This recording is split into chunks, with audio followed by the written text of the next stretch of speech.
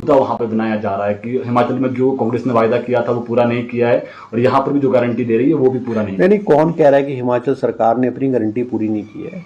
हमने सबसे बड़ी गारंटी जो है ओल्ड पेंशन स्कीम को पहली कैबिनेट में लागू करके की है। 1,35,000 कर्मचारियों को हमने ओल्ड पेंशन स्कीम लागू कर दी है। नंबर 1 जो हमने गारंटी थी हमने पूरी कर दी है। दूसरा हमने कहा था कि हम 10 गारंटियों में हमने कहा था कि हम हर कॉन्स्टिट्यूंसी में एक हाई लेवल का स्कूल बनाएंगे। हमने Rajiv Gandhi day boarding school के नाम से स्कूल पॉलिसीज आरंभ कर दी है। जमीनों का चयनित कर दिया गया है। 18 चुनाव क्षेत्र में 5-5 करोड़ रुपए के हिसाब से उनको दे दिया गया है। हमने जो है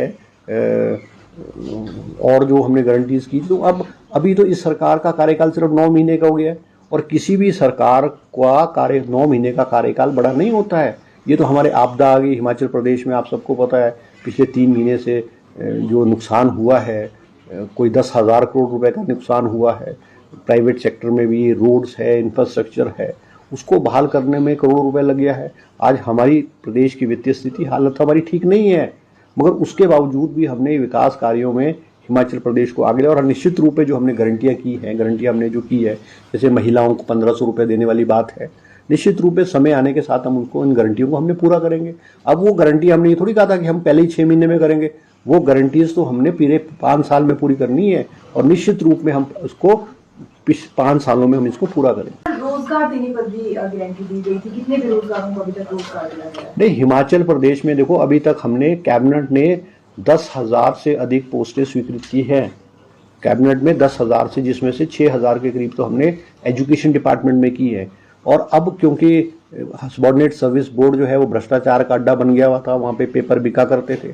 सबॉर्डिनेट सर्विस बोर्ड भंग कर दिया था क्योंकि क्लास 3 और क्लास 4 की भर्तियाँ जो हैं वो रुकी हुई थी, मगर अब सबॉर्डिनेट सर्विस बोर्ड को बहाल कर दिया गया है। हम इस साल में ही कोई लगभग 20,000 नौकरियां जो हैं 10,000 स्वीकृत कर दी है और बैच वाइज भी मेरे ख्याल कोई 2-2.5 हज़ार के करीब बैच वाइज भर्तियां भी जो वो हो चुकी हैं।